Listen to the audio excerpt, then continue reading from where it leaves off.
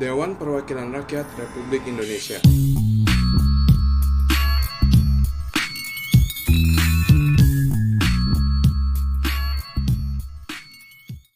Di benak masyarakat, DPR seringkali diasosiasikan dengan konotasi negatif.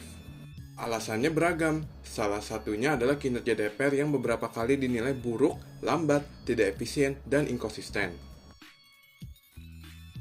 Menimbulkan sebuah pertanyaan besar, mengapa DPR bermasalah soal efisiensi dan inkonsistensi dalam perumusan kebijakan?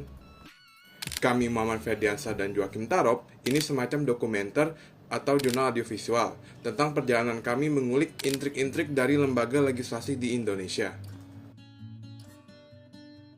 Kami adalah mahasiswa jurusan Ilmu Politik UI yang sedang menjalani program magang di Komisi 10 Dewan Perwakilan Rakyat Republik Indonesia, pusat dari seluruh kebijakan politik yang berpengaruh ke seluruh 200 juta lebih manusia di Republik ini diambil. Sebelumnya Rp2.500.000. Belakangan, kami heran dan resah soal proses legislasi di DPR yang banyak drama tapi minim hasil, serta terkadang terkesan inkonsisten dalam artian durasi perumusannya dari draft mentah ke RUU hingga disahkan menjadi UU dan berlaku di masyarakat. Contohnya kebijakan revisi UU ITE yang memakan waktu 2 tahun, 10 bulan, dan 15 hari sebelum akhirnya diberlakukan. Tapi di sisi lain, bagaimana bisa UU IKN hanya memakan waktu perumusan selama 42 hari? Sebagai mahasiswa ilmu politik, muncul sebuah pertanyaan di benak kami.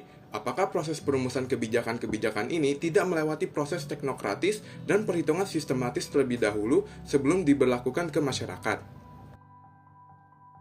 Berdasarkan pengalaman kami dalam beberapa bulan mengamati institusi ini dari dalam, tolak ukur dan acuan dalam durasi perumusan kebijakan melibatkan banyak sekali variabel. 3 variabel paling utama diantaranya adalah pertama, urgensi dan kepentingan, kedua, tingkat kompleksitas, ketiga, kontroversialitas dan konsensus politik. Rupiah sekarang naik menjadi 14 juta. Kebijakan yang dianggap sangat mendesak, seperti undang-undang terkait penanganan bencana alam atau pandemi, seringkali disahkan dengan cepat, karena dampaknya yang langsung dan luas terhadap masyarakat. UU nomor 2 tahun 2020 terkait pandemi COVID contohnya.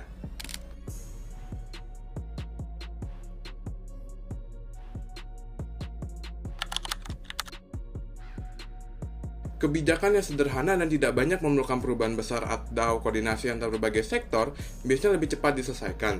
Sebaliknya, kebijakan yang kompleks, melibatkan banyak sektor, dan memerlukan perubahan struktural yang signifikan biasanya memerlukan waktu lebih lama untuk dibahas dan dirumuskan.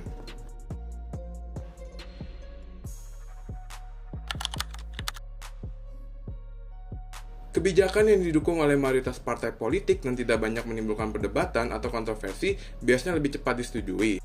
Sebaliknya, kebijakan yang kontroversial, banyak perdebatan, dan sulit mencapai konsensus politik di antara partai-partai bisa memakan waktu bertahun-tahun untuk disahkan.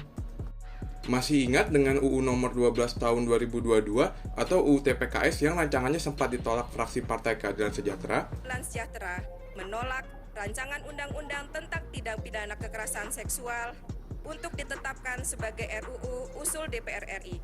Bukan karena kami tidak setuju perlindungan terhadap korban kekerasan seksual. Namun, ada satu variabel lainnya yang terkadang malah menjadi yang paling efektif sehingga proses legislasi berlangsung dengan cepat, yaitu tekanan publik dan media. Kebijakan yang mendapat sorotan luas dari media dan tekanan besar dari publik atau kelompok kepentingan tertentu bisa mempercepat proses pengesahan.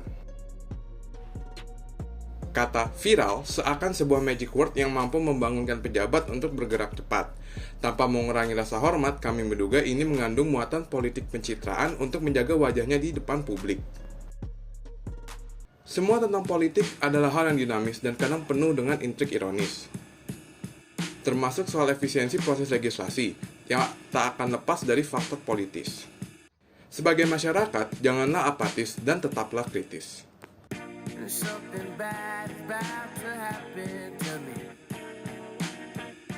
I don't know what, but I